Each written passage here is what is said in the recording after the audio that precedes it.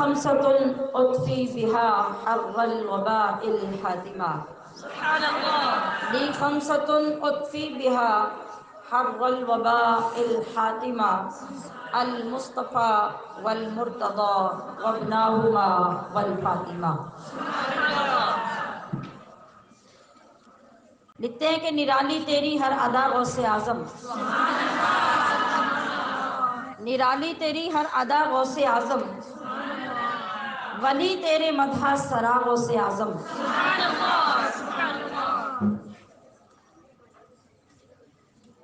کیونکہ سبب وجہ ریزن یہ ہے، زمیں کیا آسماں بھر میں ہے چرچا غوث اعظم کا. زمیں کیا آسماں بھر میں ہے چرچا غوث اعظم کا. لگائیں کان جس جانب، لگائیں کان جس جانب ہے شہرا غوث اعظم کا. کمالات ولایت میں، کمالات ولایت میں شہ بغداد لاثانی.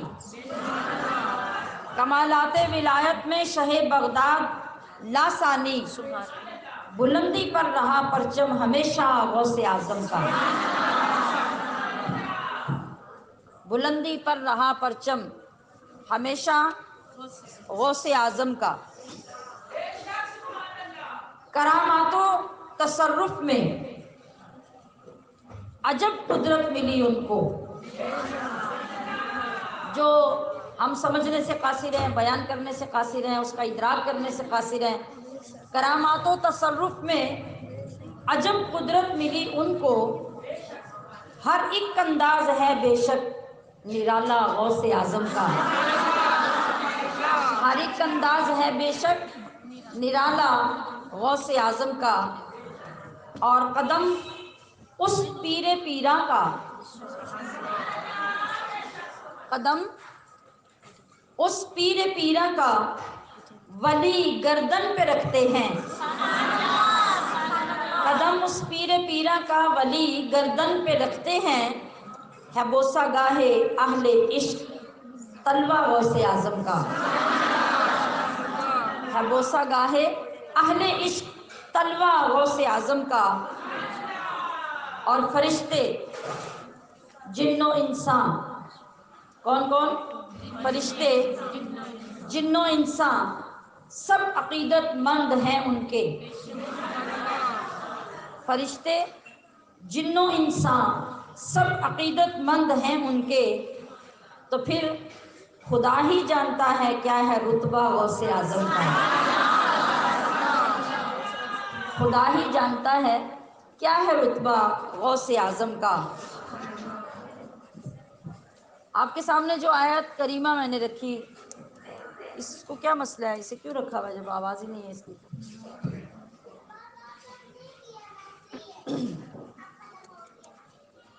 جی، آیت کریمہ جو آپ کے سامنے میں نے تلاوت کی، اس کے الفاظ پہ ذرا غور کرنا ہے. جب اس کے ترجمے پہ غور ہو گیا تو موضوع کی سمجھ آتی جائے گی. ترجمہ کیا ہے؟ ان اولیاءہ،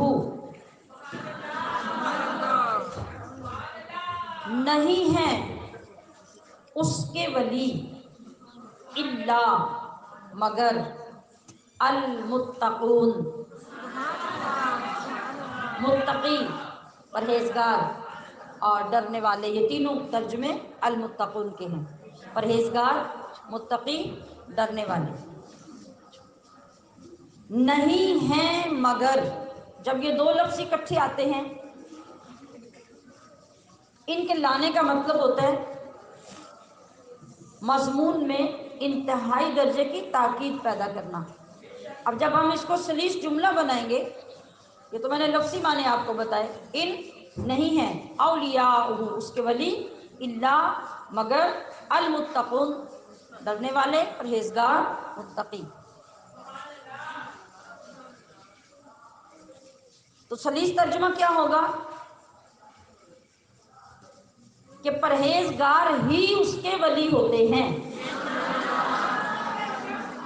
متقی ہی اس کے ولی ہوتے ہیں، ڈرنے والے ہی اس کے ولی ہوتے ہیں۔ جس کے اندر ڈر نہیں، جس کے اندر پرہیزگاری نہیں، جس کے اندر تقوی نہیں، وہ اللہ کا ولی نہیں ہو سکتا۔ یہ خلاصہ ہوا ہماری گفتگو کا اور آیت کے ترجمے کا۔ آپ کو یہ پہلا جملہ اچھی طرح ذہن میں بٹھانا ہے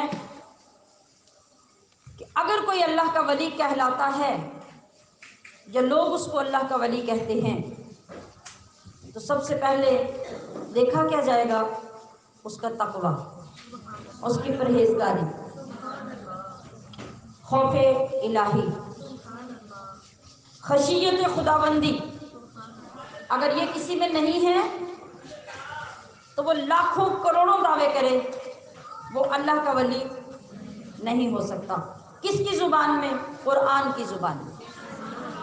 یہ کوئی میرا دعویٰ یا کسی عالم دین کا دعویٰ نہیں، یہ قرآن فرما رہا ہے کہ وہ ولی نہیں ہو سکتا۔ عزیزات محترمات، اللہ تبارک و تعالیٰ نے اپنے ولیوں کا تعارف کروانے کے لیے کتنا خوبصورت سٹیٹس دیا، کتنا اعلیٰ طریقہ اختیار کیا، اور کمال انداز سے اپنے ولیوں کی پہچان اپنے بندوں کو کروا دی کہ اگر تم یہ جانچنے میں، یہ پرکھنے میں، یہ دیکھنے میں کامیاب ہو گئے اور یہ علامت تمہیں میرے بندوں میں نظر آ گئی تو وہ میرے دوست ہوں گے۔ اور دنیا لاکھ انہیں اللہ کا ولی اور بہت پہنچا ہوا کہے، اگر یہ علامت نظر نہ آئی تو وہ میرے ولی نہیں ہوں گے، وہ پھر کسی اور کے ولی ہوں گے، میرے ولی نہیں ہوں گے۔ آپ دیکھیے دنیا میں تعارف کروانے کا طریقہ کیا ہے؟ کوئی انجینئر ہے، کوئی ماہر کاریگر ہے، کوئی معلم ہے، کوئی مدرس ہے، کوئی مفتی ہے، کوئی خطیب ہے، کوئی مقرر ہے، تو ہر ایک کا تعارف اس کا ہنر ہوتا ہے، اس کی کاریگری ہوتی ہے، اس کی فیلڈ میں، اس کے شعبے میں اس کی جو اعلیٰ کارکردگی ہوتی ہے وہی اس کا تعارف ہوتا ہے۔ یہ پوری دنیا میں کسی کا خاص تعارف کروانے کا یہی طریقہ ہے کہ جب کہ کوئی خاص کارکردگی ذکر کر کے، کسی خاص مہارت کی طرف اشارہ کر کے کسی کا تعارف کروایا جائے تو اس شخصیت کے تعارف کو 4 چاند لگ جاتے ہیں، دنیا کے اندر اس کی عزت، ویلیو بڑھ جاتی ہے۔ اب آپ دیکھیے کہ رب کریم نے اپنے دوستوں کا تعارف کس صفت کے ساتھ کروایا، کس علامت کے ساتھ کروایا اور کس خصوصیت کے ساتھ کروایا؟ فرمایا ان اولیاءہ الا المتقون، کہ جو تقوی والا ہے، جو ڈر والا ہے، وہی اس کا دوست ہے، وہی اس کا ولی ہے۔ کیسا ڈر؟ کس کا ڈر؟ کس سے ڈر؟ کیسا ڈر؟ کس کا ڈر اور کس سے ڈر ہو تو اس کو تقوی کہا جاتا ہے۔ اور وہ کون سا ڈر ہے اور کس کا ڈر ہے جو حاصل ہونے سے انسان اللہ کا ولی بنتا ہے؟ مخلوق کا ڈر، زور آور چیزوں کا ڈر، تکلیف دینے والی، نقصان پہنچانے والی مخلوق کا ڈر نہیں، بس خالق کا ڈر، بس معبود حقیقی کا ڈر، صرف اپنے رب کا ڈر، صرف اپنے مالک کا ڈر۔ اس انداز سے اللہ والوں کو یہ ڈر حاصل ہوتا ہے کہ وہ پھر تقوی کا پیکر بن جاتے ہیں۔ جب وہ زمین پر چلتے ہیں، کون؟ جو اللہ کے ولی ہوتے ہیں۔ چلتے تو ہم بھی ہیں نا، جو خود ہی زمین کے لیے بوجھ بن جاتے ہیں. ہمارے گناہ، ہماری بداعمالیاں زمین کے لیے بھی بوجھ بن جاتی ہیں، مگر اللہ کے ولی جو اللہ کے دوست ہوتے ہیں وہ جب چلتے ہیں تو وہ لوگوں کو مسلمان نہیں دکھتے. لوگ کہہ کے یہ نہیں دیکھ کر یہ نہیں کہتے کہ یہ مسلمان آ رہا ہے، بلکہ جب اللہ کا ولی زمین پہ چلتا ہے تو پورا اسلام چل رہا ہوتا ہے. اللہ کے اس ولی کے اندر پورا اسلام ہوتا ہے. وہ اسلام کی اتنی واضح، اتنی بڑی، اتنی عظیم علامت اور نشانی ہوتا ہے. اس طرح اسلام کے کوئی نقوش نہیں ہے، اسلام کی کوئی ہستی، کوئی شکل، کوئی حیت، کوئی حلیہ نہیں ہے. اسلام کا کوئی جسم نہیں ہے، مگر جس وقت اسلام کی وہ ساری خاصیتیں، اسلام کی وہ ساری ادائیں، آقا علیہ الصلوۃ والسلام کی سنتوں کا عمل اور نورانیت جب آپ کے کسی امتی اور غلام میں داخل ہو جاتی ہے تو پھر وہ بندہ ہی متجسم اسلام بن جاتا ہے. اسلام میں اللہ کریم نے آپ کو حقوق العباد ادا کرنے کا حکم دیا، حقوق اللہ ادا کرنے کا حکم دیا. حقوق اللہ میں اس کی عبادت کی مختلف صورتیں ہیں. نماز ہے، روزہ ہے، حج ہے، زکوٰۃ ہے، صدقات و خیرات ہیں. اور حقوق اللہ میں ماں ہے، حقوق العباد میں ماں ہے، باپ ہے، اولاد ہے، بہن بھائی ہیں، عزیز و اقارب ہے، اڑوس پڑوس میں رہنے والے مسلمان ہیں. اور بغیر رشتے کے بھی ایک مسلمان جو ہے اس کا مسلمان کے اوپر حق ہے. یہ بھی اسلام ہے، وہ بھی اسلام ہے. تو یہ سارا کہاں نظر آتا ہے؟ اس اللہ کے ولی کے اندر. وہ آپ کو نماز کے وقت میں کمال نماز ادا کرتا نظر آتا ہے، روزے کے وقت میں کمال درجے کا روزہ رکھتے نظر آتا ہے، زکوٰۃ کا وقت آتا ہے تو رقم لے کر وہ لوگوں کو تلاش کرتا ہے کون لوگ زکوٰۃ کے مستحق ہیں، اور چھپا کے جا کے ان کے گھروں میں جا کے ادا کر دیتا ہے. یہ متجسم اسلام ہے جو پوری دنیا میں پھر رہا ہے اللہ کے ولی کی صورت میں.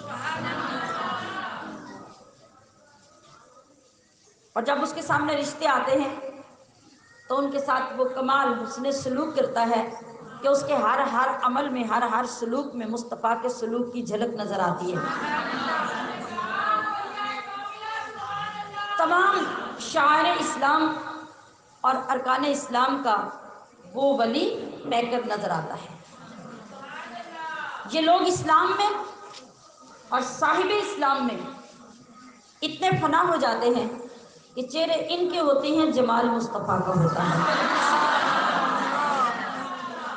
آپ کی آنکھوں میں چہرے ان کے دکھ رہے ہوتے ہیں اور ان کے چہروں کے اندر جمال مصطفیٰ کریم کا ہوتا ہے. یہ اس قدر اسلام میں اور صاحب اسلام میں فنا ہو جاتے ہیں. تو کیا فرمایا؟ بات کہاں سے شروع ہوئی؟ ڈر سے. ڈر ہی تقویٰ ہے، ڈر ہی پرہیزگاری ہے. مگر ڈر کس کا؟ ڈر خالق کا، ڈر مالک کا، ڈر اپنے رب کا، ڈر اپنے معبود حقیقی کا. اور کسی کے ڈر کا مطلب کیا ہوتا ہے؟ ڈر دو طرح کے ہوتے ہیں. ایک ڈر ہوتا ہے بچنے کے لیے، وہ ڈر آپ کو سانپ سے لگتا ہے، چوہے سے لگتا ہے، اور ایسے ہی کسی اور زہریلے جانور کو جب آپ دیکھتے ہیں تو آپ ڈرتے ہیں، شیر سے آپ کو ڈر لگتا ہے. ایک یہ ڈر ہے، یہ ڈر ڈرنے کے لیے ہوتا ہے، یہ ڈر بچنے کے لیے ہوتا ہے، اس ڈر سے بچنا ہوتا ہے. اور ایک ڈر کیا ہوتا ہے؟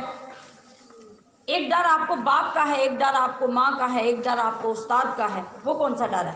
وہ بچنے کے لیے نہیں، ان کی اطاعت کرنے کے لیے.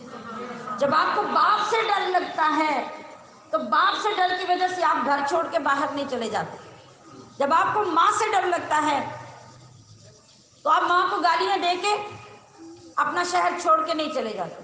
ماں کے ڈر کا یہ مطلب ہے کہ ماں کے خلاف کرنے کی آپ میں جرأت نہ ہو. باپ کے ڈر کا مطلب ہے کہ باپ کے خلاف چلنے کی آپ میں جرأت نہ ہو. رسول اللہ کے ڈر کا کیا مطلب ہے کہ رسول اللہ کی سنت کے خلاف قدم اٹھانے کی آپ میں جرأت نہ ہو. اور اللہ سے ڈرنے کا کیا مطلب ہے؟ ایک سانس بھی اللہ کی مرضی کے خلاف لینے کی تمہیں جرأت نہ ہو. یہاں یہ ڈر مراد ہے جو تقویٰ کہلاتا ہے. اور یہ کن میں ہوتا ہے؟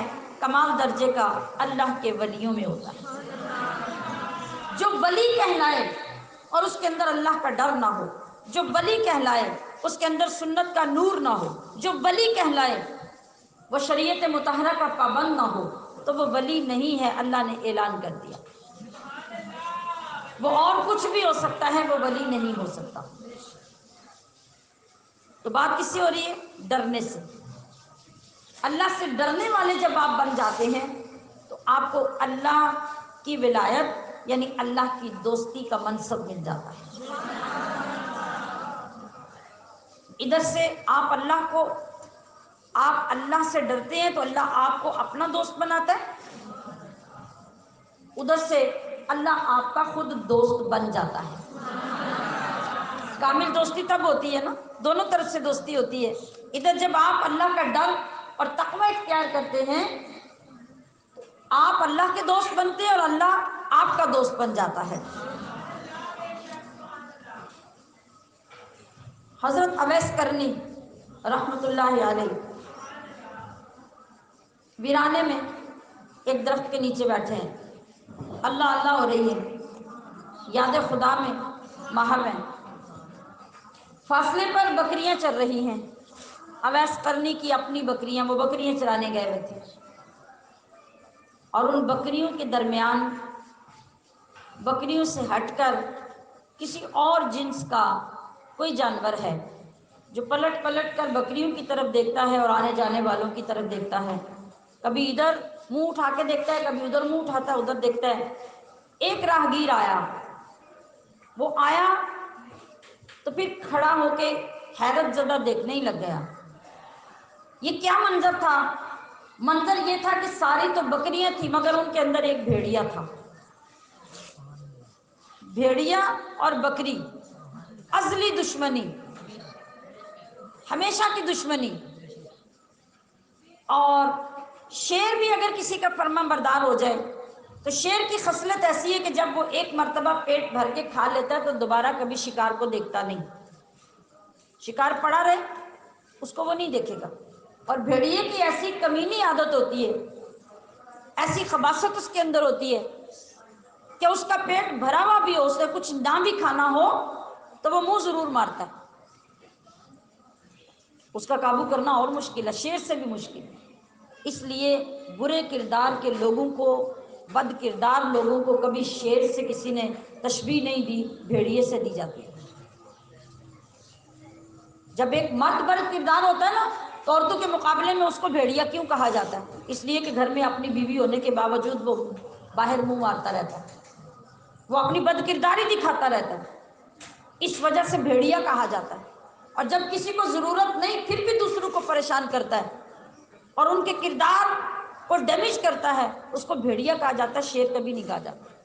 تو وہ بھیڑیا بکریوں کے درمیان، بکریاں چل رہی ہیں، وہ گردن اٹھا کے کبھی ادھر دیکھتا ہے کبھی ادھر دیکھتا ہے، بکری کے قریب بھی نہیں جاتا، بکری کے قریب بھی نہیں جاتا۔ وہ راہگیر کھڑا ہو گیا، کھڑا کس لیے ہو گیا کہ ادھر ایک بندہ خدا اپنے رب کی بندگی میں لگا ہے۔ جب یہ فارغ ہوئے تو مخاطب کیا کہ بھائی یہ بکریاں تمہاری ہیں؟ کہا میری ہیں۔ کہا یہ منظر کیسا ہے؟ کہا کیا ہوا؟ یہ بھیڑیا تو کبھی بکری کو چھوڑتا نہیں اور آپ کی بکریوں کی حفاظت ہی بھیڑیا کر رہا ہے، نہ آپ کو اس بھیڑیے سے ڈر لگتا ہے نہ آپ کی بکریوں کو ڈر لگتا ہے۔ کہا ڈر لگتا تھا، مجھے بڑا ڈر لگتا تھا بھیڑیے سے۔ کہا اب کیوں نہیں لگتا؟ کہا اب اس لیے نہیں لگتا کہ اب میں نے اللہ سے ڈرنا شروع کر دیا، اب میں نے اپنے اللہ سے ڈرنا شروع کر دیا، مجھے مخلوق میں سے کسی شے سے ڈر نہیں لگتا، اور جب میں اللہ سے ڈرنے لگا تو ساری مخلوق مجھ سے ڈرنے لگ گئی۔ اب یہ بھیڑیا مجھ سے ڈر کر میری بکریوں کی حفاظت کر رہا ہے، اس لیے کہ میں نے اپنے انگ انگ میں اپنے رب کا ڈر بسا لیا۔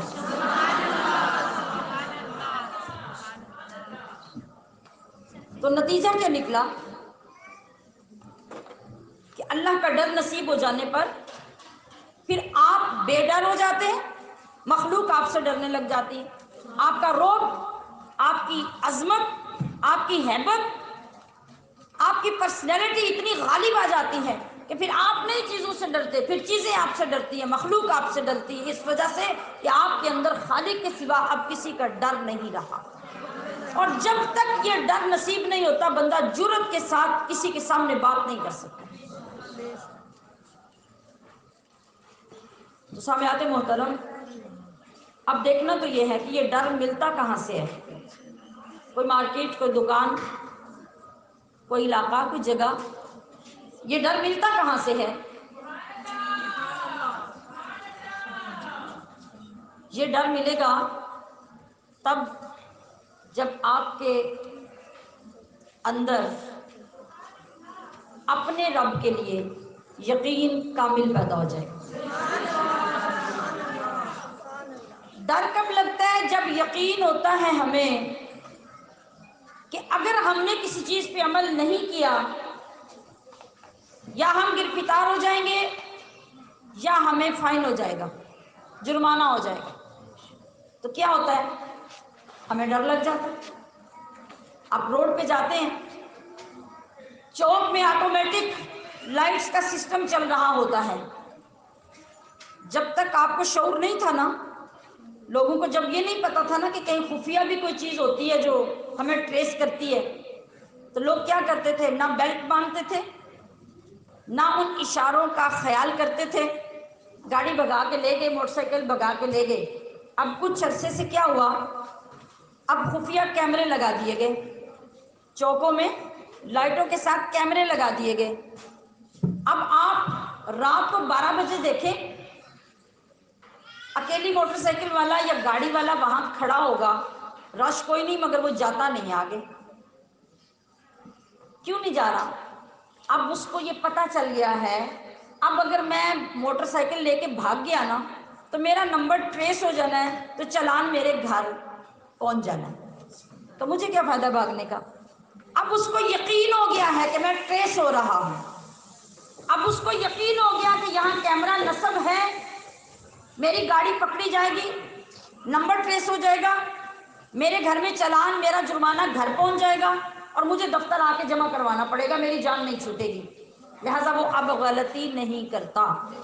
اے انسان، جہاں سے تو نے یہ یقین لیا کہ ایک خفیہ کیمرے کی آنکھ تجھے دیکھے گی، وہ گرفتار کروا دے گی، تیرے اوپر جرمانہ کروا دے گی، تجھے سزا ہو جائے گی، وہیں سے اس یقین کو تلاش کر کے تیرا رب تجھے سوتے بھی جاگ رہا دیکھ رہا ہے، جاگتے بھی دیکھ رہا ہے، وہ ہر لمحے تیری نقل و حرکت پر نظر رکھے ہوئے ہے، مگر وہ سزا یہاں نہیں دے گا، اس کے چلان بھی جمع ہو رہے ہیں، اس کے جرمانے بھی جمع ہو رہے ہیں، وہ ایک وقت میں سارے چالان تیرے تک پہنچ جائیں گے اور انہیں بھگتنے کے لیے پھر تجھے دوزخ میں جانا ہوگا۔ جس وقت یہ یقین ایمان والے کو حاصل ہو جائے گا کہ میں جہاں بھی ہوں، جس جگہ پہ بھی ہوں، جو بھی کر رہا ہوں، میرا رب مجھے دیکھ رہا ہے، تو یہ یقین کیا پیدا کرے گا؟ ڈر۔ یہ یقین کیا پیدا کرے گا؟ سمجھیں بات کو، سمجھیں، بڑا آسان ہو گیا سمجھنا۔ ڈر، یقین ہوا کہ کیمرہ دیکھ رہا ہے، گاڑی کا نمبر ٹریس ہو رہا ہے، اس نے غلطی نہیں کرنے دی۔ جب آپ کو یقین ہو جائے گا کہ میرا رب کسی جگہ پہ بھی مجھ سے چھپتا نہیں اور میں اس سے چھپتا نہیں، میرے ہر کام کو وہ دیکھ رہا ہے، تو پھر آپ کے اندر وہ یقین ڈر پیدا کرے گا۔ ڈر کیا ہوگا؟ کہ اس رب نے اس کام کے انجام میں میرے لیے یہ سزا قرآن میں لکھ دی ہے اور اس کے بدلے میں مجھے دوزخ کا عذاب سنا دیا گیا ہے، تو یہ ہونا ہی ہونا ہے۔ جب پہلے یقین ہوا، دوسری جگہ پہ آپ کو ڈر نصیب ہو گیا۔ آپ اکیلے بھی تھے اور آپ چوری کرنے لگے، آپ کے اندر سے آواز آئی، خبردار اللہ دیکھ رہا ہے،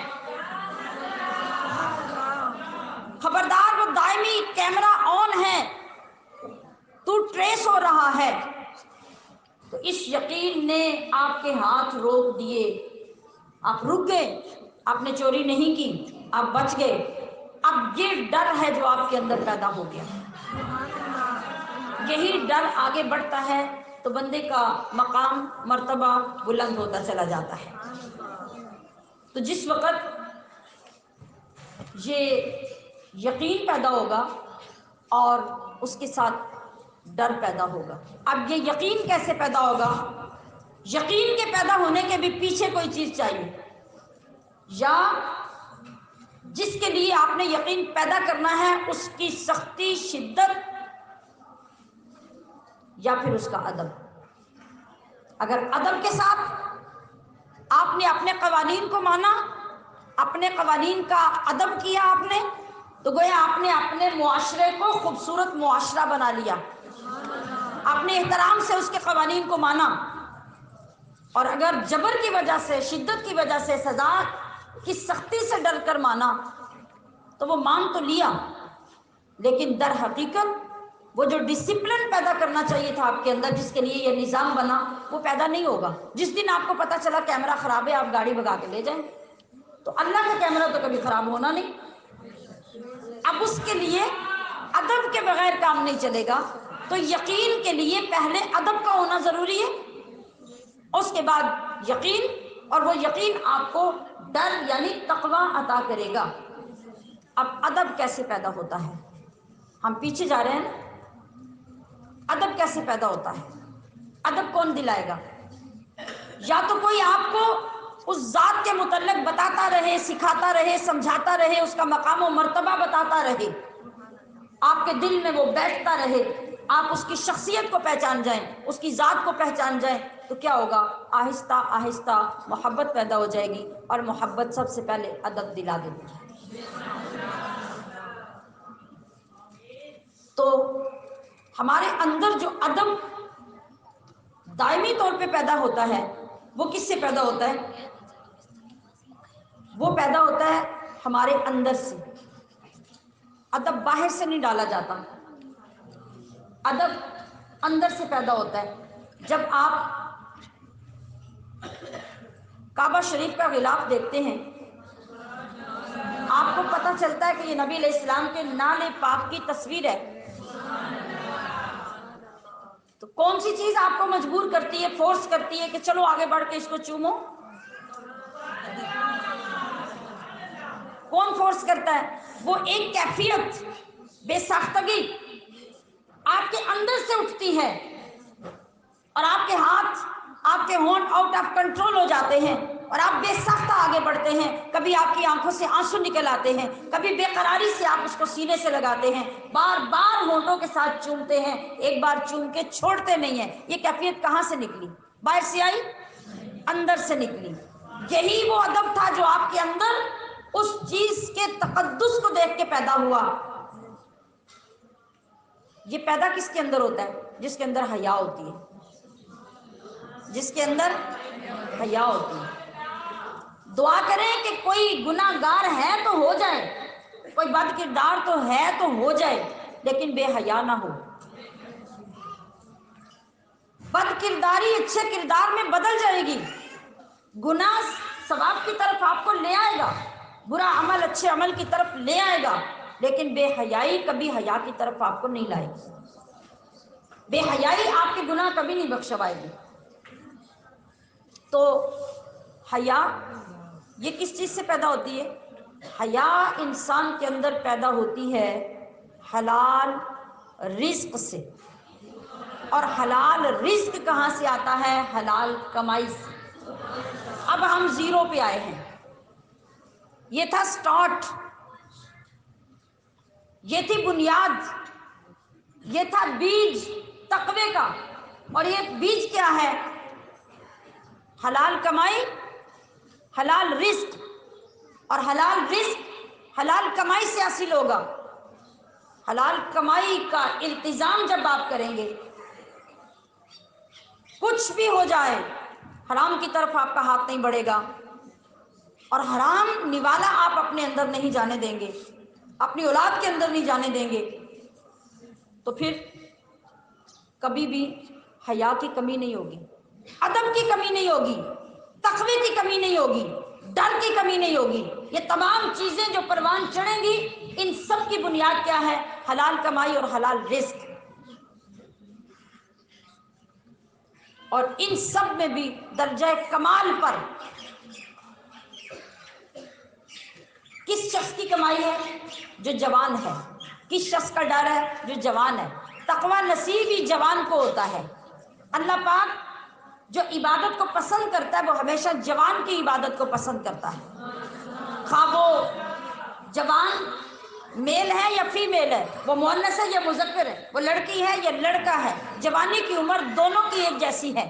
وہاں خواہشات کا غلبہ ہے، برائیوں کا غلبہ ہے، دوسروں کی طرف اٹریکشن زیادہ ہے، اور اب ان کو اپنے رب کے لیے کنٹرول کر کے ان بے جا خواہشات پہ نظر رکھ کے آپ نے اکتفا کیا حلال کھانے پہ، حلال کھلانے پہ، تو سب سے پہلے جو آپ کے اندر چیز پیدا ہوئی وہ آپ کے جسم میں پیدا ہونے والا خون ہے، اور خون کے قطرے جب حلال روزی کے ساتھ، حلال کمائی کے ساتھ، حلال غذا کے ساتھ آپ کے اندر پیدا ہوں گے تو ان قطروں سے آپ کے اندر حیا پیدا ہوگی، ڈر پیدا ہوگا، ادب پیدا ہوگا۔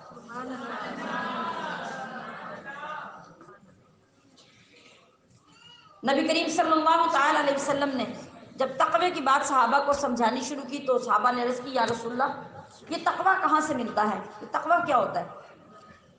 آپ علیہ الصلوۃ والسلام نے قلب کی طرف انگلی مبارک سے اشارہ کیا کہ تقوی یہاں ہوتا ہے، ڈر یہاں ہوتا ہے، ادب یہاں ہوتا ہے۔ تو عزیزات گرامی قدر، ان تمام چیزوں کو جس وقت ہم جوانی میں حاصل کرنا شروع کر دیتے ہیں اور ان کا امتیاز سمجھنے لگ جاتے ہیں تو یاد رکھیے کہ یہی عمر کا وہ حصہ ہے جس وقت انسان متقی بننا شروع ہوتا ہے۔ اگر اس بات کی سمجھ نہ آئے تو آئیے تاریخ کے جھروکوں کو دیکھیے۔ ایک نوجوان ہے، کڑیل جوان، عین شباب کی زندگی، خوبصورت، انتہا درجے کا خوبصورت ہے، سید بھی ہے، جوان بھی ہے، خوبصورت بھی ہے۔ اب اس سے آگے حسن کس کا بیان کریں گے ہم؟ مگر بھوک ہے، سید ہے، جوان ہے، خوبصورت ہے، مگر بھوک ہے کہ برداشت کرنا مشکل ہے۔ کئی دنوں کا فاقہ ہے، کھانے کو کچھ موجود نہیں اور خریدنے کا انتظام نہیں۔ کیا کہا میں نے؟ کھانے کو کچھ موجود نہیں اور خریدنے کا کوئی انتظام نہیں۔ قدم اٹھانا مشکل ہو گیا ہے، چلنا دشوار ہو گیا ہے۔ چلتے چلتے سرے راہ کھجوروں کا باغ آ جاتا ہے، اندر سے طلب اٹھتی ہے کہ میں کھجوروں کے باغ میں داخل ہو جاؤں اور وہاں سے کچھ کھجوریں توڑ کے کھا لوں، گری ہوئی اٹھا کے کھا لوں، مگر کچھ نہیں لیتا، باغ میں داخل نہیں ہوتا، کھجوروں سے کچھ نہیں لیتا، کھجوریں توڑتا نہیں، گری ہوئی اٹھاتا نہیں۔ کیوں؟ یہ سوچ کر کہ یہ باغ کسی کا ہے، اس پہ میرا حق نہیں ہے، یہ باغ کسی کا ہے، اور اگر خریدنا چاہوں تو باغ والے سے خریدنے کے لیے میرے پاس رقم نہیں ہے۔ کوئی ہمارا نوجوان ہوتا تو کیا کرتا؟ نوجوان تو کیا ہے، ہمارے گلی محلے کے بچے تو گھروں کے اندر داخل ہو کے چھین کے لے جاتے ہیں، باہر لگے ہوئے پودے توڑ کے لے جاتے ہیں، اینٹیں اٹھا کے لے جاتے ہیں، نہ کبھی ماں نے پوچھا نہ کبھی باپ نے پوچھا۔ اور پھر خواہش کیا ہوتی ہے؟ دعا کرو میرا بچہ نیک ہو جائے۔ مجھے یہ بتائیے، ایک سوال ہے، مجھے یہ بتائیے آج ہماری پھونکوں میں، ہمارے دموں میں زیادہ تاثیر اور زیادہ فیض ہے یا اپنے زمانے کے اولیاء کے دموں میں اور ان کی پھونکوں میں زیادہ فیض تھا؟ آج ہماری ماں نے یہ کیسے سمجھ لیا کہ میرا بچہ ہے، اس کے سر پہ ہاتھ رکھ دیں یہ نیک ہو جائے، میرے بچے کو دم کر دیں تو اڑے آردہ ہو جائے؟ کتنا آسان تھا، کتنا آسان تھا نیک ہونا، کتنا آسان تھا تربیت کا ہونا۔ تو پھر ماں کو اتنا مقام اللہ نے کس لیے دے دیا؟ اسی تو لیے تو دیا تھا کہ ماں سارا کچھ قربان کر کے اس بچے کی پرورش کر کے اس کو ایک اچھا انسان بنا دے، اسی لیے تو اتنا بڑا انعام دیا۔ کہ ماں خود بھی جوان ہوتی ہے، ابھی جوانی کی عمر میں جب بچہ پیدا ہو جاتا ہے تو ساری خواہشات قربان کر دیتی ہے۔ ابھی بچہ پیدا ہونے سے پہلے 9 مہینے تک تو وہ بھی پارکوں میں پھرتی تھی، وہ بھی شاپنگ مال میں جاتی تھی، وہ بھی طرح طرح کے جوڑے پہننے کی خواہش کرتی تھی اور ہر طرح کی نعمت ماں باپ سے فرمائش کر کے لیتی تھی، مگر اب جب بچہ پیدا ہو گیا تو اس کے ہوش ہی ختم ہو گئے، اس کے شوق ہی ختم ہو گئے۔ ساری رات وہ جاگ رہی ہے بچے کے ساتھ، اسے لٹا رہی ہے، اٹھا رہی ہے، فیڈ کروا رہی ہے، چینج کروا رہی ہے، اب سب کچھ ختم ہو گیا، قربانی تو یہاں سے شروع ہو گئی اس کی۔ تو جس نے دیانتداری سے یہ قربانیاں دیں اور ایک بچے کو اچھا نیک انسان بنا کے معاشرے کو دیا، اللہ نے فرمایا کہ تیری محنت کو میں نے رائیگاں نہیں کیا، جب تو ماں بنی اور تو نے میرے لیے میرے بندے کی پرورش کی تو دیکھ تیرا مقام کیا ہے، اب اس بچے کی جنت کو تیرے ساتھ مشروط کر دیا، تیرا مقام یہ ہوا کہ جب یہ تجھے راضی کرے گا تو میں اسے جنت دوں گا ورنہ جنت نہیں دوں گا۔ تو آج کی ماں نے کتنا سوکھا کتنا آسان سمجھ لیا، چینی دم کر دیو، روٹی دم کر دیو، پانی دم کر دیو، بچہ نیک ہو جائے، کمال ہوگی۔ بچے ایسے نیک نہیں ہوتے، نہیں ہوں گے، نیک ہوتے بھی نہیں اور نہیں ہوں گے۔ اپنے آپ کو دھوکہ مت دیں، اپنی ذمہ داریوں کو پہچانیں۔ میں یہ عرض کر رہی تھی کہ وہ نوجوان کھجوروں کا باغ آیا، پکے ہوئے خوشے لٹک رہے ہیں، کھجوریں زمین پہ گری ہیں درختوں کے نیچے، آگے بڑھ کے اٹھانے کی جرت نہیں لیا، کہا کہ میرا اس پہ حق نہیں اور خرید کے کھانے کے لیے میرے پاس پیسہ نہیں، چھوڑ دیا، آگے چلا گیا۔ چل رہا ہے، کیسے چل رہا ہے یہ تو وہی جانتا ہے، اس میں چلنے کی سکت ہی نہیں، قدم اٹھانے کی طاقت نہیں، مگر چل رہا ہے۔ چلتے چلتے راستے میں ایک مردار نظر آیا، مردار نظر آیا، آگے بڑھا، اس کا کچھ حصہ اٹھایا کہ شریعت میں جائز ہے کہ جب جان بچانے تک نوبت آ جائے تو اس کو کاٹ کر پکا لو، بھون لو اور کھا لو اور جان بچا لو، جتنے سے جان بچتی ہے اتنی اجازت ہے۔ اٹھایا، خیال آیا کہ یہ تو فتویٰ ہے، یہ تقویٰ تو نہیں ہے، اور میں سید ہوں تو میں فتوے پہ عمل کروں گا تو امت کس پہ عمل کرے گی؟ مجھے تقوی پہ عمل کرنا ہے۔ اٹھا کے پھینک دیا مردار کو، نہیں لیا اور پھر آگے چل پڑا، پھر آگے چل پڑا۔ ریاضت کے دن ہیں، عبادت کے دن ہیں، اور ادھر آزمائش پہ آزمائش اللہ ڈال رہا ہے، پاس ہونا کوئی اتنا آسان تو نہیں ہے نا، یہ ریاضت چل رہی ہے نا، تو اللہ آزما رہا ہے کہ میں دیکھوں کہ تیری جوانی کے اندر زور کتنا ہے، میری اطاعت کتنی ہے، میرا ڈر کتنا ہے، تم مارکس کتنے لیتا ہے پاس ہونے کے لیے۔ مردار کو بھی پھینک دیا، کھجوروں کے باغ سے بھی کچھ نہیں لیا، چل رہا ہے چل رہا ہے چل رہا ہے، اور چلتے چلتے آگے جا کے جب دیکھا کہ ساتھ جو نہر بہہ رہی ہے اس نہر کے اندر ایک تازہ خوبصورت پکا ہوا سرخ رنگ کا سیب پانی کے بہاؤ کے اوپر بہہ رہا ہے، کھڑا ہوا، دیکھا، سوچا، کہا اب یہ تو کسی کی ملکیت میں نہیں ہے نا، نہ تو یہ کسی کے باغ میں ہے، نہ کسی کے درخت سے لگا ہوا ہے، یہ تو کہیں سے ٹوٹ کے گر پڑا اور پانی سے نہ جانے کہاں سے بہتا ہوا پانی کے اوپر اوپر سے آ رہا ہے، تو اسے تو میں کھا سکتا ہوں۔ آگے بڑھے، پانی کے بہاؤ پہ ہاتھ بڑھا کر سیب کو اٹھا لیا، سیب اٹھایا پھر کھا لیا، سیب کھا لیا۔ جب سیب اندر اترا، طاقت ملی، راحت ملی، سکون پہنچا، تسکین ہوئی، ایک دم دماغ میں کرنٹ لگا، کہا میں نے یہ کیا کیا، مجھے تو یہ بھی نہیں کھانا چاہیے تھا، آخر یہ بھی تو کسی کے باغ سے گرا ہوگا یا کسی کے ہاتھ سے گرا ہوگا، کہیں نہ کہیں اس کا مالک تو ہوگا، مجھے یہ بھی نہیں کھانا چاہیے تھا۔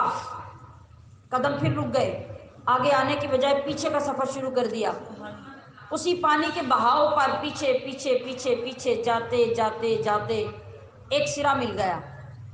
وہ سرا کیا تھا کہ اس کے کنارے پر سیبوں ہی کا باغ تھا، سیب کا ہی درخت نہر کے کنارے دریا کے کنارے پر تھا، اور پھر اور دل کو تسکین اور حوصلہ ہوا اس بات سے کہ سیب کے درخت کی ایک شاخ جو سیبوں سے بھری ہوئی تھی وہ عین دریا کے اوپر لٹک رہی تھی۔ اب یقین آ گیا کہ اسی شاخ سے سیب ٹوٹا ہوگا۔ تھوڑا سا آگے بڑھا، باغ کے اندر داخل ہوا، آواز دی کہ اندر کوئی ہے؟ اندر سے کسی بزرگ کی آواز آتی ہے کہ ہاں نوجوان کہو۔ کہا یہ باغ آپ کا ہے؟ کہا ہاں میرا ہے۔ تو کہا میں پھر آپ سے معافی مانگنے آیا ہوں۔ معافی کس بات کی؟ کہا اس طرح یہ میرے حالات تھے اور یہ سیب تھا اور اس طرح سے میں نے کھایا، مگر اب مجھے خیال آیا کہ میں نے غلط کیا اور میں نے آپ کا سیب بغیر آپ کی اجازت کے کھا لیا۔ اب میرے لیے کیا حکم ہے؟ آپ مجھے معاف کر دیں۔ بس یہ جملہ سننا تھا۔ تو آگے کوئی بزرگ بابا نہیں تھا، وہ بھی اہل نظر تھا۔ ایک دفعہ نوجوان کے چہرے کو دیکھا، ایک دفعہ پیروں کو دیکھا، سر سے پیر تک 2-3 مرتبہ دیکھا۔ کہا اچھا معافی مانگنے آئے ہو تو پھر میری شرطیں پوری کرنی پڑیں گی۔ اور اب وہ طویل واقعہ میں نے اب وہ نہیں سنانا، میں نے یہ بیس بنانی تھی آپ کو۔ وہ آپ نے بہت مرتبہ مجھ سے بھی سنا ہوگا اور کتابوں میں بھی پڑھا ہوگا، لوگوں سے بھی سنا ہوگا، بہت سے مقررین خطباء نے بیان فرمایا ہوگا۔ یہ تقویٰ ہے اس نوجوان کا۔ یہاں تک پہنچ کر پہلی سزا کیا ملی؟ 10 سال نوکری کرنی ہے، 10 سال نوکری کرنی ہے۔ کہاں 10 سال کی نوکری کے بعد مجھے معافی مل جائے گی؟ حکم ہوا 10 سال گزریں گے تو پھر دیکھیں گے، پھر جو شرط لگے گی آپ کو وہ بھی ماننی پڑے گی۔ عزیزات محترم، بات یہ ہے کہ 10 سال اس نوجوان نے وہاں نوکری کی، اس ایک سیب کو کھانے کی معافی مانگنے کے لیے۔ یہ نوجوان کون ہے؟ یہ سید زادہ کون ہے؟ اتنی جوانی میں اس کے اندر تقویٰ کہاں سے آ گیا؟ یہ ابو صالح ہیں، یہ ابو صالح ہیں جن کا اصل نام موسیٰ ہے، جن کا لقب جنگی دوست ہے۔ ابو صالح موسیٰ جنگی دوست ہیں۔ اب یہ خون تیار ہو رہا ہے، اس خون کے ایک قطرے کی کتنی فکر ہے کہ کوئی مشتبہ چیز کھانے سے اگر میری باڈی کے اندر، میرے جسم کے اندر خون کا قطرہ ایسا مشتبہ پیدا ہو گیا تو میری آنے والی نسلوں میں اس کا اثر جائے گا۔ مجھے خود کو بھی بچانا ہے، ان کو بھی بچانا ہے۔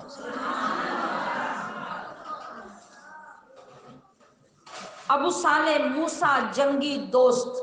ابو صالح تو اس لیے ہیں کہ پھر صالح ترین بیٹے کے باپ بنے،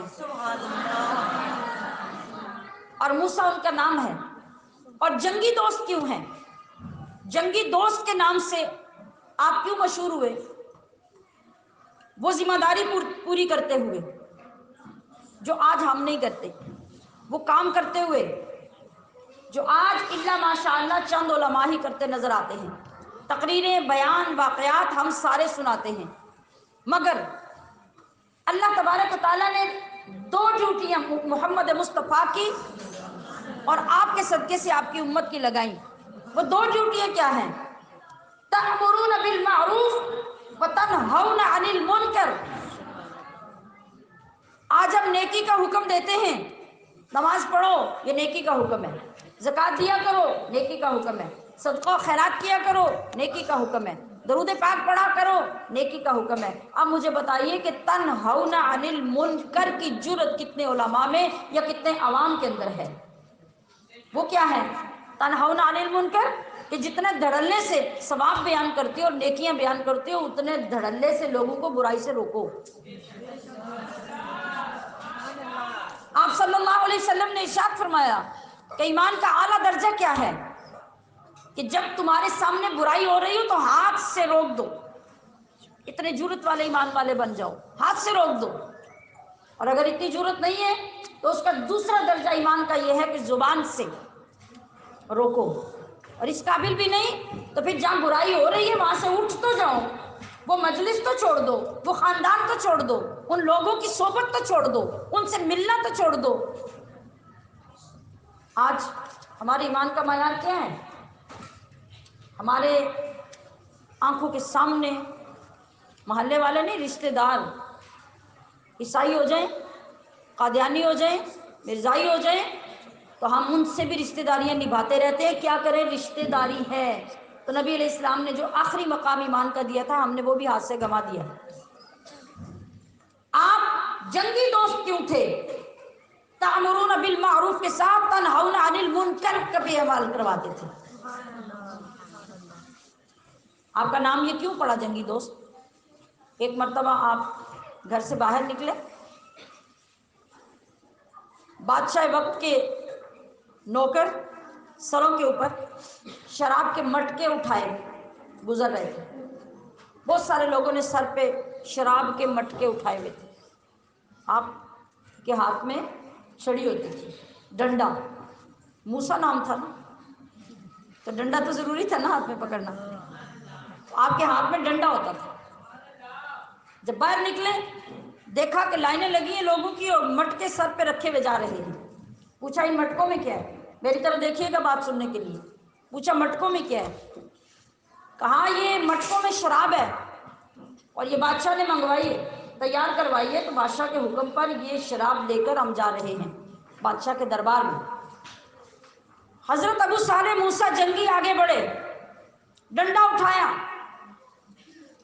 ہر مٹکے والے کے پاس گئے اور زور سے ہر مٹکے کو ڈنڈا مارا اور سروں کے اوپر شراب کے مٹکے توڑ دیے. یہ ہے ایمان کی جرت. اور نبی علیہ الصلوۃ والسلام نے ہمارے ذمے دوسرا کام یہ لگایا ہے، تنہون عن المنکر، برائیوں کو یوں روکو.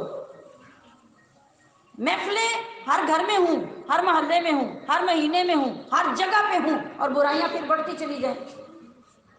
کس وجہ سے؟ صرف اسی وجہ سے کہ صرف نیکی کا حکم دیا جاتا ہے، برائی سے روکا نہیں جاتا. تو پھر آدھا کام ہو رہا ہے، آدھا کام نہیں ہو رہا، برائیاں بڑھتی جا رہی ہیں.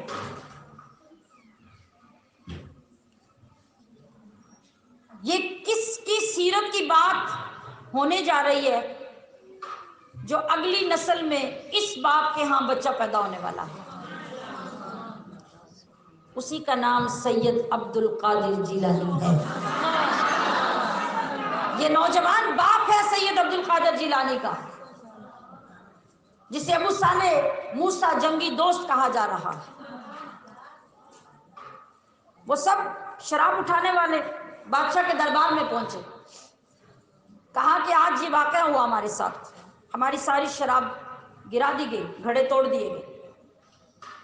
بادشاہ نے کہا کہ اتنی جرت میری عوام میں کس کے اندر ہوئی؟ کہا فلاں فلاں بندہ، اس کا نام موسیٰ ہے، اس نے ایسا کیا. کہا اسے بلایا جائے. پکڑ کے دربار میں حاضر کر دیا گیا. کہا کہ تم نے یہ کام کیا، تمہاری یہ جرت، تم نے ایسا کیوں کیا؟ فرمایا کہ میں محتسب ہوں، یہ میرا منصب ہے، یہ میری ذمہ داری ہے، میں نے اپنے منصب کے مطابق اپنا کام کیا ہے. کہا تم محتسب ہو؟ محتسب پتہ کون ہوتا ہے؟ حساب لینے والا. اچھا کام ہے اس کا بھی حساب لو، برا کام ہے اس کا بھی حساب لو. کہا میں محتسب ہوں. کہا تمہیں کس نے محتسب بنایا؟ بادشاہ تو میں ہوں. آنکھوں میں آنکھیں ڈالی، کہا جس نے تمہیں بادشاہ بنایا اس نے مجھے محتسب بنایا. نعرہ تکبیر، نعرہ رسالت. یہ ہمارے اسلاف ہیں، یہ کردار ہے ایمان کا، یہ کردار ہے مسلمان کا. کہا تمہیں کس نے محتسب بنایا؟ کہا جس نے تمہیں بادشاہ بنایا. بادشاہ کو بات کی سمجھ آ گئی. ایک ایمان والے کی آنکھوں میں جب دیکھا نا، بات کی سمجھ آ گئی. کرسی پہ بیٹھ گیا. کہا اچھا یہ بتاؤ کہ شراب کو توڑنے، یعنی ان کے مٹکے توڑنے اور محتسب ہونے کے علاوہ بھی تمہارے ذہن میں کوئی بات تھی؟ کسی اور وجہ سے بھی تم نے مٹکے توڑے ہیں؟ کہا ہاں، ایک اور بات یہ تھی کہ میں تمہاری مدد کر سکوں، تمہیں دوزخ سے بچا سکوں، سو میں نے تمہیں دوزخ سے بچا لیا. اے بادشاہ وقت، میرے اندر تمہاری ہمدردی تھی، میں نے یہ کام اس لیے کیا کہ میرے اس کام کی وجہ سے تم دوزخ سے بچ جاؤ. بادشاہ کی آنکھیں کھل گئی، سمجھ آ گئی، بڑا مرعوب ہوا. کہا حضرت پھر آپ میری پیشکش قبول کر لیں میں آپ کو پھر شاہی طور پہ محتسب کا عہدہ دے دیتا ہوں۔ کہا نا، میں تمہارا عہدہ کیوں لوں؟ جس ذات نے مجھے تمہارے بغیر محتسب بنا رکھا ہے میں اسی کی نوکری کروں گا۔ عزیزات محترم، اگر آپ کو تھوڑی سی بات یاد ہو تو آج 4 دن پہلے تک ہمارے اس معاشرے کے اندر بھی ایک بندہ ایسا تھا جو یوں دبی کے اعلان کر کے ہر ایک کو برائی سے روکنے کی جرت رکھتا تھا، مگر آپ نے دیکھا کہ جو بھی حق بات کرتا ہے خود حق کے نعرے لگانے والوں کو بھی وہ پسند نہیں آتا، اس کی مخالفتیں ہوتی ہیں، اس کی برائیاں ہوتی ہیں، مگر جس وقت انسان کے اندر اصل ڈر کس کا؟ اس کے خالق کا بیٹھ جاتا ہے، اس کے مالک کا بیٹھ جاتا ہے، تو ساری دنیا دشمن ہو جائے وہ پرواہ نہیں کرتا، پھر وہ ایک ہی نعرہ لگاتا ہے کہ ہمارے فیصلے ہمارے مرنے کے بعد ہوں گے تو دنیا نے فیصلوں کو دیکھ لیا۔ اللہ کسی کا محتاج نہیں ہے۔ جب آپ اللہ کے لیے کام کریں گے تو آپ کو لوگوں کی ضرورت نہیں ہوگی، لوگ اللہ خود آپ کو عطا کرتا رہے گا۔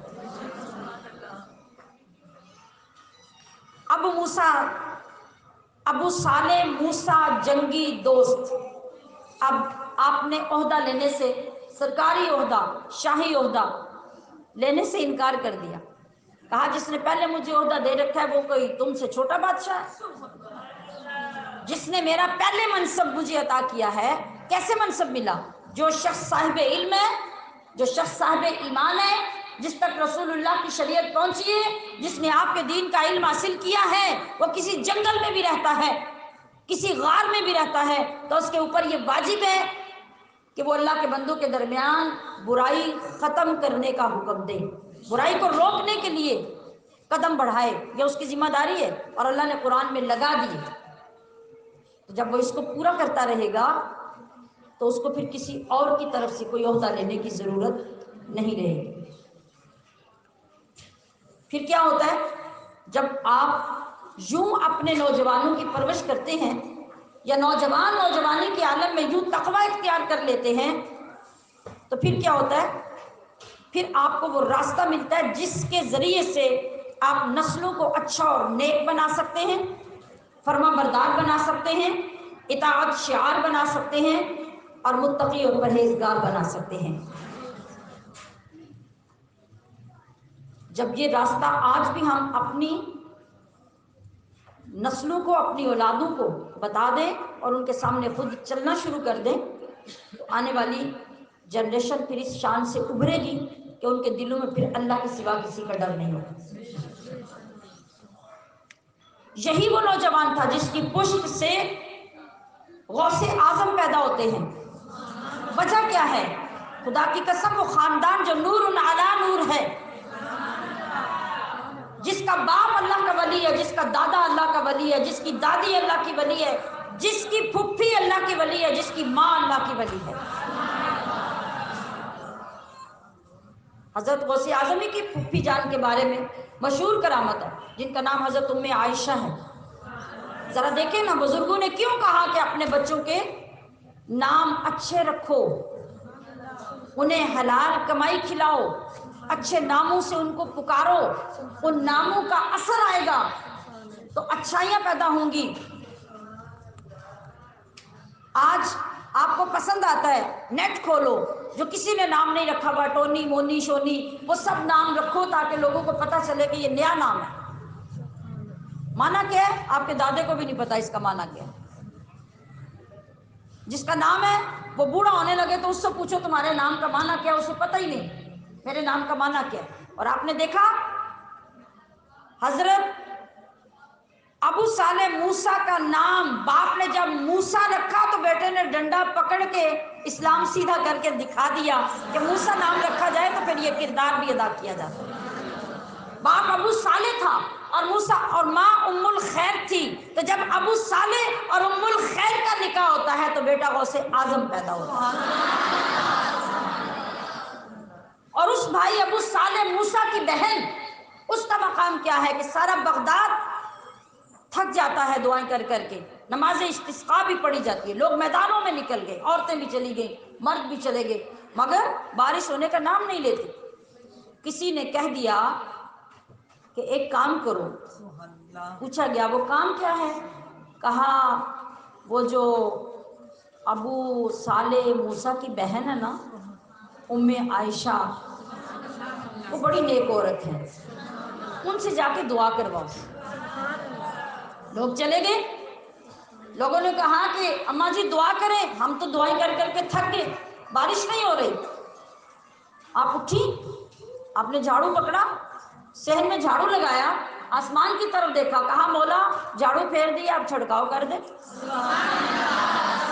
کوئی مصلی نہیں، کوئی نفل نہیں، کوئی تسبیح نہیں، کہا مولا جھاڑو پھر گیا ہے اب چھڑکاؤ کر دے. لوگ دروازے میں کھڑے تھے، گھروں میں پہنچنے تک لوگ بارش سے بھیگ گئے. رب نے اتنی بارش نہ دی. نیک بننا ہے، نیک بنانا ہے تو پھر نیک بننا پڑے گا نا. اور آپ کی والدہ ام الخیر، آپ کی ولایت کا مرتبہ کس طرح مضبوط ہوتا ہے. یہ آپ کی والدہ تو تھی نا، ان کی جو جہاں پہ آپ کا نکاح ہوا حضرت ابو صالح موسیٰ کا، آپ کی جو والدہ حضرت غوث اعظم کی جو والدہ ان کی جو بیوی ہیں، حضرت غوث اعظم کی بیوی ہیں. آپ کے صاحبزادے سید عبد الرزاق روایت کرتے ہیں کہ ایک مرتبہ حضرت غوث اعظم گھر میں تشریف لائے، رات کا وقت تھا، اندھیرا تھا. تو میری والدہ کمرے میں گئی تو میری والدہ کے کمرے میں جانے سے روشنی ہو گئی، کمرہ منور ہو گیا. اور کئی مرتبہ اس سے پہلے بھی ایسے ہو چکا تھا، مگر اب سیدنا غوث اعظم نے خود دیکھا. آپ کی زوجہ محترمہ جب کمرے میں آئیں تو کمرہ روشن ہو گیا، نور پھیل گیا، مگر جس وقت آپ کمرے میں داخل ہوئے نور ختم ہو گیا. یہ بڑی امپورٹنٹ بات ہے. ہمارے لوگوں کو گھر میں کسی محلے سے آتی خوشبو محسوس ہو جائے نا تو وہ اٹھ کے کہتے ہیں بھی پتہ نہیں ہمارے گھر میں کیا ہو گیا، اور اس کی کیا سے کیا پھر کہانیاں بن جاتی ہیں. یہ راستہ انتہائی مشکل راستہ ہے، اور جب تک آپ کے پیچھے کوئی مضبوط سنبھالنے والا نہیں، آپ کو اس کی پہچان نہیں ہو سکتی. آپ اندر داخل ہوئی، کمرہ روشن ہو گیا، حضرت غوث اعظم اندر آئے تو روشنی ختم ہو گئی. حضرت سید عبد الرزاق آپ کے بیٹے کہتے ہیں کہ یہ جو نور تھا، یہ جو روشنی تھی، یہ شیطان کی طرف سے تھی. اب میں اس روشنی کو دائمی، حقیقی، نوری، ایمانی اور روحانی روشنی میں تبدیل کر دیتا ہوں. جو ختم ہوئی ہے وہ شیطان کی طرف سے روشنی تھی. پھر آپ نے ایسی نظر اپنی زوجہ محترمہ کی طرف کی. حضرت سید عبد الرزاق کہتے ہیں کہ پھر ہمیشہ میری ماں جب بھی اندھیرے کمرے میں جاتی ہمیشہ روشنی پھیلتی رہتی. یہ کردار ہوں گے تو اولادیں نیک ہوں گی نا. ہم ان کی طرف بھول کر بھی قدم نہ اٹھائیں، سوچے بھی نہ. 1001 مرتبہ ہمیں دین کی دعوت دی جائے، 1001 مرتبہ نماز پڑھنے کی رغبت دلائی جائے، پردہ کرنے کا حکم نبی کو سنایا جائے اور نہ کرنے پر عذاب بتایا جائے، آنکھوں کی پلکنگ کرنے پر عذاب بتائے بھی جائیں، سنائے بھی جائیں، ڈرایا بھی جائے، پھر بھی جوں تک نہ رینگے، تو ہم یہ امیدیں لے کے بیٹھے کہ ہماری گودوں سے ولی اللہ پیدا ہو جائیں گے. نہیں. حضرت غوث اعظم کی تعلیمات، آپ کی سیرت، آپ کا مقام کیا ہے؟ مقام تو یہ ہے کہ آپ پیدا ہوئے ہیں تو مادرزاد ولی ہیں. پیدا ہوتے ہیں رمضان میں اور ساری دنیا جانتی ہے اور بیان کرتی ہے کہ کبھی دن میں دودھ نہیں پیتے ماں کا. مادرزاد ولایت تو یہاں تک مل چکی ہے. پھر آپ سے پوچھا گیا کہ عبد القادر آپ بتائیے آپ کو کیسے پتہ چلا اور کب پتہ چلا کہ آپ اللہ کے ولی ہیں؟ کہا جب میں مدرسے جایا کرتا تھا، مکتب میں جایا کرتا تھا، ابتدائی تعلیم تھی، ابتدائی عمر تھی، تو جب میں چلتا تھا تو مجھے یوں لگتا تھا میرے آگے کوئی چل رہا ہے. اور جب میں اپنی کلاس میں جاتا، مدرسے میں جاتا، تو آگے سے آواز آتی کہ اٹھو اللہ کے ولی کو جگہ دے دو، اللہ کے ولی کو جگہ دے دو. ولایت تو تب پتہ چل گئی اور پیدا ہوتے ہی دنیا میں شور مچ گیا کہ سیدوں کے گھر میں جو بچہ پیدا ہوا وہ دن میں روزہ رکھتا ہے، وہ دودھ نہیں پیتا. آج معذرت کے ساتھ اور بڑے ادب کے ساتھ میں توجہ دلاتی ہوں، ہمارے دائیں بائیں، ہمارے علاقوں میں، ہماری بستیوں میں کتنے سادات کے گھر ہیں، کتنی سادات کی بیٹیاں ہیں، کتنے سادات کے بیٹے ہیں، اور ان میں کتنے فیصد وہ ہیں جو اس راستے کو جانتے ہیں، کتنے فیصد وہ ہیں جنہیں پتہ ہے کہ ہم رسول اللہ کی اولاد ہیں، کتنے فیصد وہ ہیں جنہیں پتہ ہے کہ ہماری ذمہ داری اور ڈیوٹی امت کو سنبھالنے کی ہے، انہیں دین سکھانے کی ہے، انہیں دین پڑھانے کی ہے۔ دیکھیے گا گھروں میں جا کے، جائزہ لیجئے گا، سروے کیجئے گا، آپ کو خود پتہ چل جائے گا۔ اور ایک وہ سید زادہ اور وہ سید زادی ہے، پیدائشی اللہ کا ولی ہے، اور پیدائش ہونے کے بعد ہی نہیں، پیدائش سے پہلے ہی ولایت اتنا کام کر رہی ہے کہ ابھی آپ کی ولادت میں 4 ماہ غالباً باقی ہیں، باہر فقیر آتا ہے اور ماں دروازہ کھولنے جاتی ہے کہ اس کو خیرات دے دیں، حضرت ام الخیر آپ کی والدہ، آپ پیٹ میں ہوتے ہیں ابھی، مگر جب دروازہ کھولنے لگتی ہیں، ابھی ہاتھ آگے بڑھتا ہے تو اتنی شدت کا درد پیٹ سے اٹھتا ہے کہ وہیں دوہری ہو جاتی ہے اور دروازہ نہیں کھول سکتی۔ وقت گزر گیا، ڈلیوری ہو گئی، بچہ پیدا ہو گیا، حضرت غوث اعظم کافی بڑے ہو گئے۔ ایک دن آئے ماں کے پاس بیٹھے، گھٹنا پکڑا، کہا اماں جی مجھے معاف کر دینا۔ کہا بیٹا تم نے کیا کیا، کس چیز کی معافی مانگ رہے ہو؟ کہا ایک بات ہے۔ کہا کیا بات ہے؟ کہا آپ کو یاد ہے جب میں ابھی پیدا نہیں ہوا تھا تو ایک دن آپ کو پیٹ میں بڑا شدت کا درد ہوا تھا، تو ماں نے پلٹ کے دیکھا، تمہیں کیسے پتا، تمہیں کس نے بتایا، تمہیں کس نے بتایا کہ میرے پیٹ میں درد ہوا تھا؟ کہا ہاں یہی بتانا چاہتا ہوں کہ مجھے کس نے بتایا۔ کہا بولو تمہیں کس نے بتایا؟ کہا فلاں فلاں دن تھا، فلاں فلاں وقت تھا، دروازے پہ فقیر آیا تھا، آپ خیرات دینے کے لیے آگے بڑھی، جب دروازے کی کنڈی کھولنے لگی تو اس کنڈی کے اندر ایک بہت بڑا بچھو بیٹھا ہوا تھا، اور آپ اگر کنڈی کو پکڑتی تو وہ بچھو آپ کو لڑ جاتا۔ مجھ سے وہ نہیں دیکھا گیا، اس وقت میں نے اپنی ٹانگ آپ کے پیٹ کے اندر ماری، آپ درد سے دوری ہو گئی مگر بچھو سے بچ گئی۔ جو بچہ ماں کے پیٹ میں ولایت کے اس درجے پر ہے، ارے سوچئے اس بچے کی تعلیمات کیا ہیں۔ اس غوث اعظم کی تعلیمات صرف یہ نہیں ہے کہ مہینے کی 11 تاریخ کو ہم 11ویں پکا لیں، کبھی کھیر پکا لیں، کبھی لنگر پکا لیں، کھلا کے کھا کے فارغ ہو جائیں۔ یہ وہ بچہ ہے جو ماں کے پیٹ میں بھی ولی تھا، باہر آیا تو بھی ولی تھا، بچہ تھا تو بھی ولی تھا، جوان ہوا تو بھی ولی تھا، باپ فوت ہو گیا، ماں بیوہ ہو گئی، پیچھے اکیلی رہ گئی، پھر بھی کہا کہ بیٹا تو رسول اللہ کا بیٹا ہے، تو علی المرتضیٰ کا بیٹا ہے، تیرے ہاتھ میں امت کی باغ ہے اور تجھے علم حاصل کرنا ہے اپنے نانا کا، مجھے چھوڑ دے، پردیش میں چلا جا، کچھ کھانے کو ملے یا نہ ملے، کچھ پینے کو ملے نہ ملے، اوڑھنے کو ملے نہ ملے، جاؤ جا کے نانا کا دین سیکھو اور دنیا میں دین سکھاؤ۔ نعرہ تکبیر، نعرہ رسالت، نعرہ حیدری، نعرہ غوثیہ۔ تو پھر آپ نے بہت سارے واقعات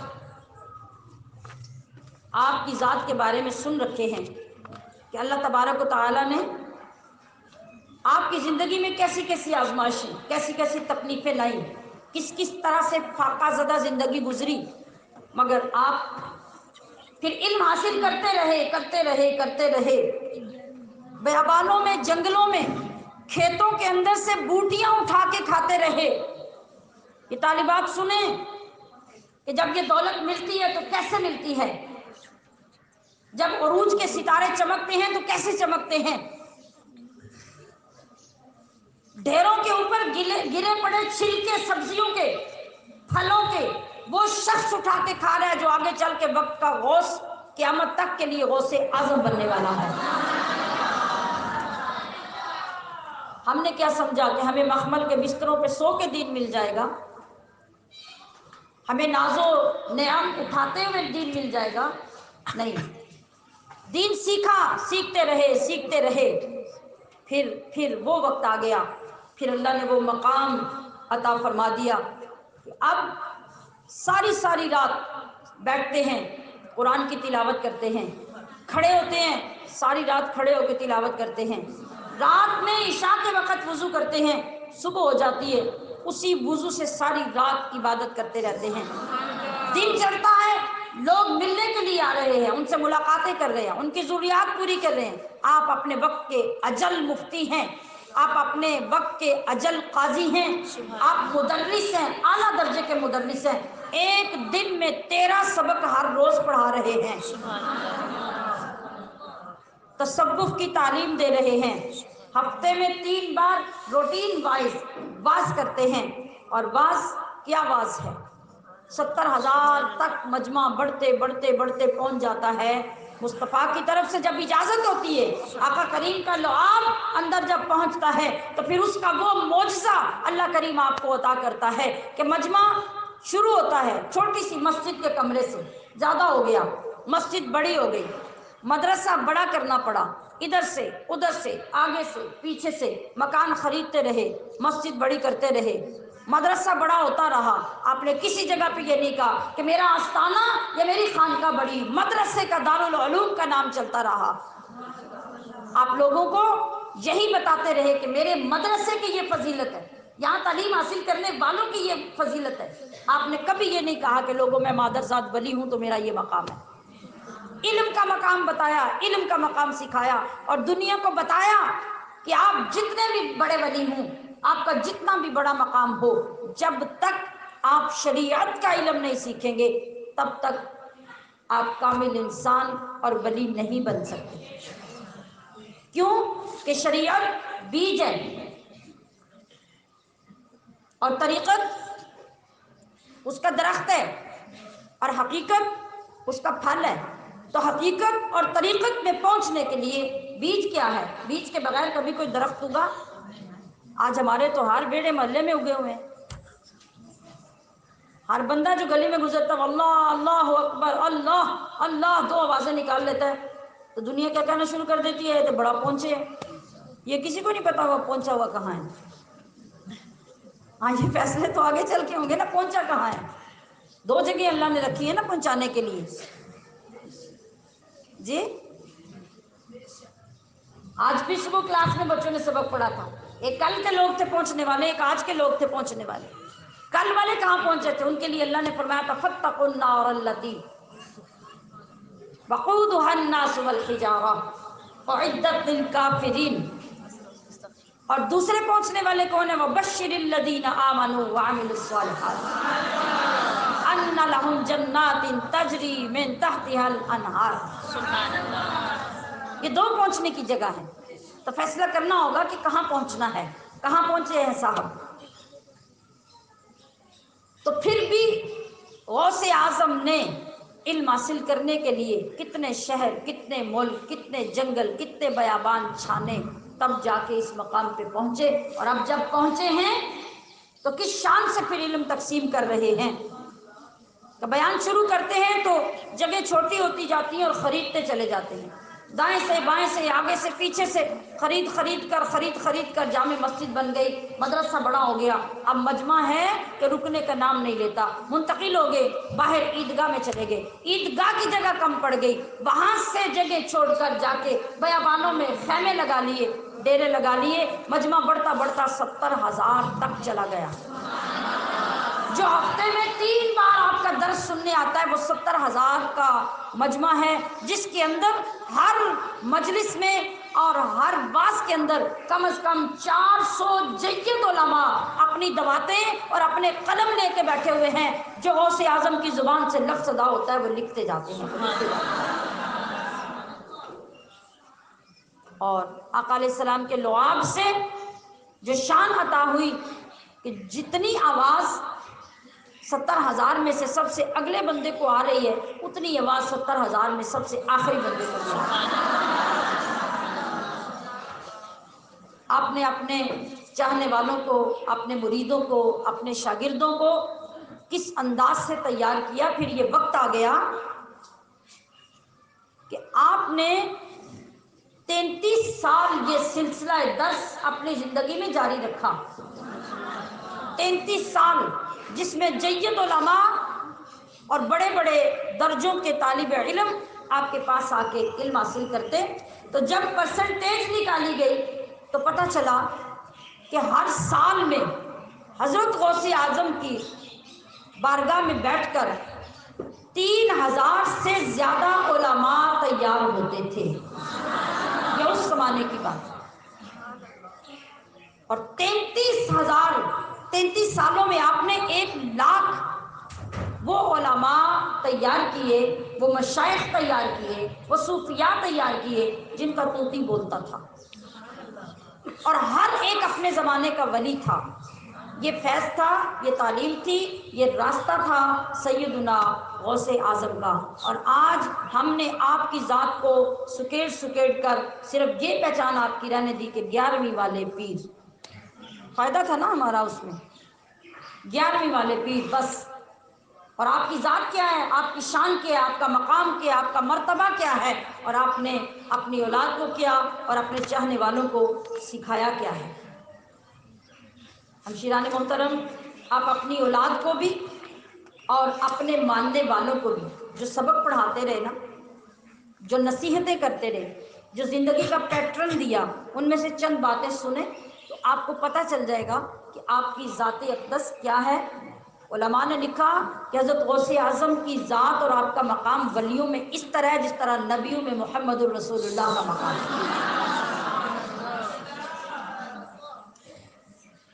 تو آپ کے بیٹے حضرت سید عبد الوہاب 10 بیٹے تھے آپ کے، اور آپ کے بیٹے سید عبد الوہاب کو کچھ نصیحتیں لکھوائیں حضرت غوث اعظم نے۔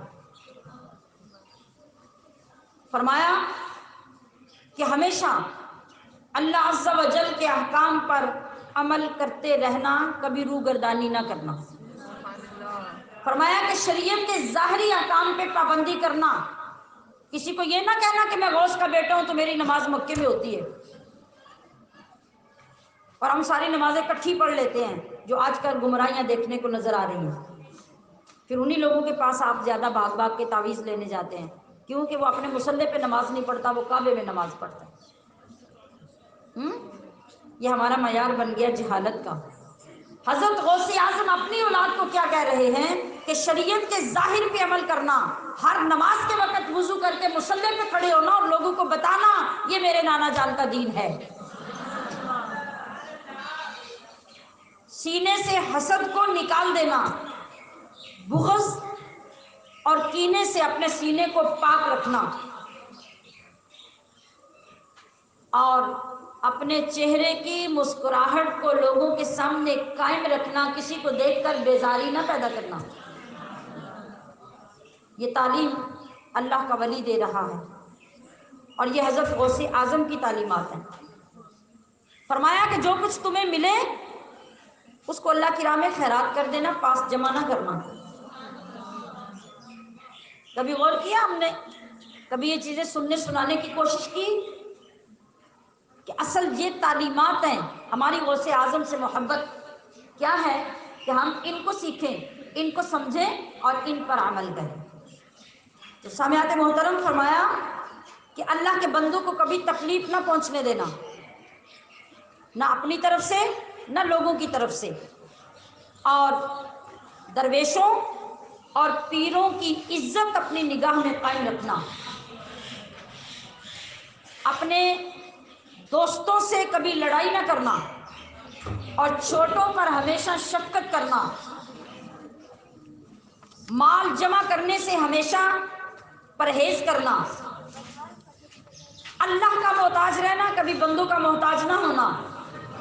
کیسی غیرت کا سبق کہ ایک باپ اپنے بیٹے کو پڑھا رہا ہے تاکہ پوری دنیا تک میرا پیغام پہنچا دے۔ اور فرمایا سخاوت کرنے کے لیے حضرت ابراہیم کی سیرت کو پڑھنا اور ویسی سخاوت کرنا جیسی اللہ نے ابراہیم علیہ السلام کو عطا کی۔ اور اے میرے بیٹے، اللہ کی رضا سیکھنے کے لیے حضرت اسحاق کی سیرت کو پڑھنا اور اللہ کی رضا کے لیے حضرت اسحاق سے سیرت لینا اور اس خیرات پر عمل کرنا، اور صبر کرنے کے لیے حضرت ابو ایوب کے صبر کو سیکھنا، اور مناجات اور دعا اور آہوزاری کرنے کے لیے حضرت زکریا سے دعا کرنا سیکھنا، اور صوفیت حاصل کرنی ہے تو حضرت موسیٰ سے سیکھنا، اور اگر فقر سیکھنا ہے تو میرے محبوب نبی سے سیکھنا۔ اور فرمایا کہ تمہارے لیے لازم ہے، ہر مومن کے لیے لازم ہے کہ سب سے پہلے وہ فرائض کا پابند ہو۔ فرائض میں دن میں 5 فرض کیا ہیں؟ 5 وقت کی نماز، پہلے 5 وقت کی نماز کے پابند ہو۔ یہ کس کا حکم ہے؟ غوث اعظم کا حکم ہے، سیدنا عبد القادر جیلانی کا حکم ہے۔ پھر اس کے بعد فرض کے پابند ہو جاؤ تو پھر سنتوں میں مشغول ہو، پھر سنتیں بھی ساتھ ایڈ کرو اور ان کے بھی پابند کرو، اور سنتوں کے بعد پھر نفلوں میں مشغول ہو جاؤ۔ یہ ترتیب ہوگی تمہاری عبادت کی اور اس کی قبولیت کی۔ عزیزات گرامی قدر، آج آپ کے حسن پاک کی اس محفل میں ہم نے کیا سبق لیا، کس طرف توجہ کی کہ آپ کی تعلیمات، آپ کی سیرت، آپ کی تربیت، اس کو مزید پڑھیں، اس کا مطالعہ کریں۔ ایک محدود وقت میں تو ہم سب کچھ بیان نہیں کر سکتے، ہنٹس دیے جا سکتے ہیں اور برکت کے لیے کچھ تھوڑا بیان ہو سکتا ہے، وہ ہم نے کر دیا۔ لیکن اب اس سے لائن کیا لینی ہے کہ ہماری سب سے پہلی ترجیح کیا ہو؟ اللہ کے ولیوں سے محبت کے لیے اگر ہم سفر کرتے ہیں تو اللہ کے ولیوں کے راستے پر چلنے کی دعا بھی کریں اور کوشش بھی کریں۔